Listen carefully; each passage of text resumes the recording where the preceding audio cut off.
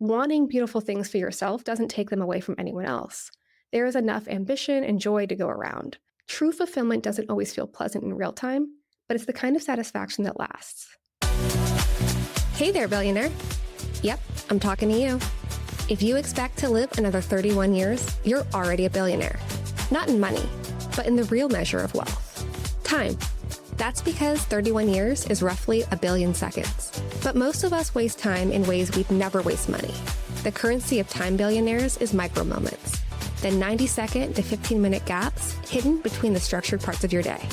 This podcast is about reclaiming them with quick, research-backed ideas to help you feel more creative, productive, and alive.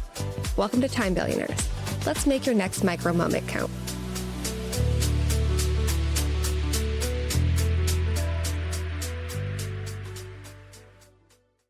Why do we feel guilty for wanting things? And how can we tell the difference between what makes us happy and what just makes us feel good for a moment? A few years ago, I caught myself doing something that seemed completely normal to me at the time, but now feels strange. I was sitting in a meeting, listening to a colleague take credit for a project that I had come up with and done most of the work for. But instead of speaking up about it, I stayed quiet. Not because I didn't have things to contribute, but because an old voice in my head whispered, "Be the bigger person. Don't make this about you. You're lucky to be on this team." At the time, I traced that thinking back to something that I'd once overheard a manager say about a peer of hers, calling the other person really good at promoting herself, in a tone that was clearly not a compliment. But I realize now that I've been carrying versions of that message my entire life. In school, at work, and in friendships, I seem to just have this message of don't seek attention, be a team player, don't ask too much, don't stand out too much. From a young age, I think a lot of us were taught not to take up too much space and not to be bragging or bossy, and that sounding greedy would alienate our friends. And depending on how we were raised, that lesson sometimes went even further, suggesting that shrinking our desires somehow made us more virtuous. Being satisfied with good enough was somehow making us good people, and that ambition, pleasure, and wanting more were somehow selfish. But reading the book Sapiens by Yuval Noah Harari helped me realize that this belief that achieving our goals or acquiring things that make us happy is a zero-sum game stems from our hunter-gatherer roots, and it's outdated. When we're hunter-gatherers, someone else getting food means that you can't have it. But nowadays, there is no zero-sum game between our goals. I think a lot of us have internalized, explicitly or not, that expressing our wants isn't socially acceptable, and that we should pretend to want less or to like things that we don't, or to not want things that we do. And for a lot of us, especially women, those lessons tend to go even further. Be accommodating, be humble, anticipate other people's needs. Don't make other people uncomfortable by standing out or with the size of your dreams. But I've come to really appreciate that wanting is human, and desire is what keeps us curious and growing, and it's how we stretch toward possibility, not because we're ungrateful for what we have, but because we're wired to expand. But somewhere along the way, I started confusing contentment with complacency, and humility started becoming this all-consuming self-erasure. Wanting more of anything, whether it's freedom, rest, success, beauty, doesn't make you materialistic. It makes you honest about what makes you happy. And yet, even knowing that, I think a lot of us still struggle to own what we want, and I certainly did. We settle for small comforts instead, like little rewards that make us feel good for a moment, even if they keep us stuck in place. They're essentially consolation prizes for settling for a life that doesn't fulfill us. Wanting beautiful things for yourself doesn't take them away from anyone else. There is enough ambition and joy to go around. So when we're honest about what actually makes us happy, we expand what's possible. Not just for ourselves, but for the people around us. Whether it's wanting a better job, an indulgent hobby, or a little luxury, desire isn't selfish. It's what keeps us moving, growing, and alive. When you hear the word happiness, it's often associated with the ephemeral version of instant gratification, those small hits of dopamine and pleasure. It could be a good meal, a shopping spree, or checking social media for likes. But I've learned the hard way that chasing those fleeting pleasures often comes at the cost of deeper, more meaningful fulfillment. Early in my career, I was dedicated to doing everything by the book. I didn't push for promotion. I didn't ask for what I really wanted. I just kept my head down, worked really hard, and thought that eventually someone would recognize my worth and that making my boss look good was really what my job was. But I realized that that good girl conditioning of not asking for more, not advocating for myself, left me propping up other people while I was the one feeling drained and unfulfilled. There's even a subtle ego to that kind of self-denial, I've come to realize. That convincing myself that I didn't need what others wanted somehow made me above it because I was so satisfied and virtuous and just giving to the greater cause. But that really isn't virtue, it's avoidance. And that's how I ended up stuck in a cycle of short-term comfort at the expense of long-term happiness and chasing those easy wins, quick validations, and ignoring the bigger picture.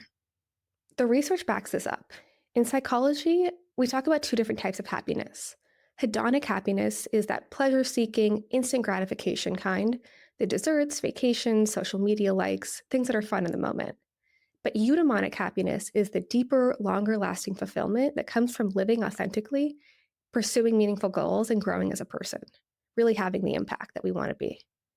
Dr. Sonia Lyubomirsky, a professor at UC Riverside and one of the foremost researchers in happiness science, found that while hedonic happiness feels great in the moment, it doesn't lead to sustained well-being.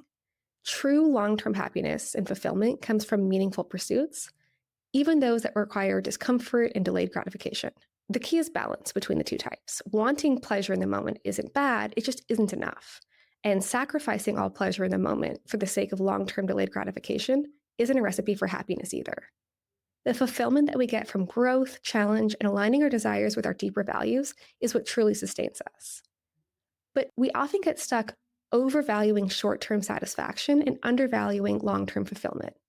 It's easy to think that happiness lives in those small pleasures, the scroll, the snack, the glass of wine, but those aren't the moments that your soul is probably really craving, and they might just be masking a deeper hunger for meaning or progress.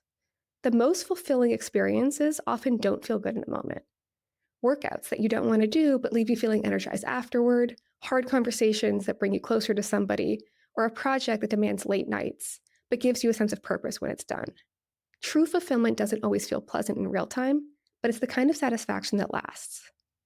Here are 3 quick exercises to help you balance short-term satisfaction with long-term fulfillment, aka both types of happiness. The first one is called the non-dominant hand free write, and it takes just 2 minutes. Set a timer for 2 minutes and write with your non-dominant hand. You're not going to edit or overthink it, just move the pen and see what happens. When you slow your brain down like this, you start bypassing the logic and planning layer and access a different layer of awareness. You may be surprised what shows up when you stop trying to control the outcome or move so quickly. The second one is called the unfinished thought, and it takes just 3 minutes. Open up a blank page, it can be by hand or the notes doc on your phone, and start a sentence with the words "I wish" or "if only," and then keep writing until the timer goes off. The goal isn't to finish this thought, it's to catch the hidden desires underneath your daily to-do list.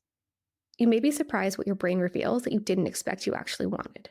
And if you find yourself going back and ruminating, "I wish something was different," as opposed to thinking about a desire in the future, that could be a clue about where you put most of your energy, ruminating versus planning.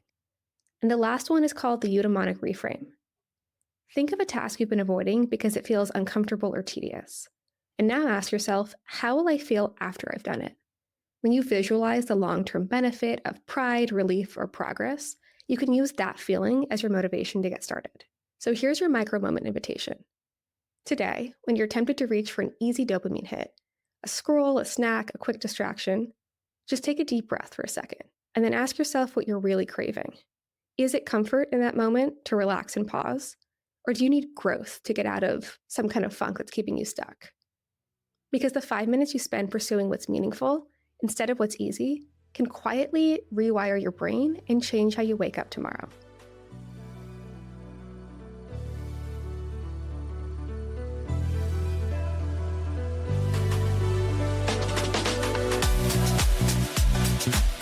Thanks for spending this micro moment with me. If you found it valuable, share it with a fellow time billionaire and give us a rating to help others discover the power of micro moments. For more ways to reclaim your time, check out timebillionaires.org and follow me, Rebecca Shaddix, on LinkedIn. See you next time.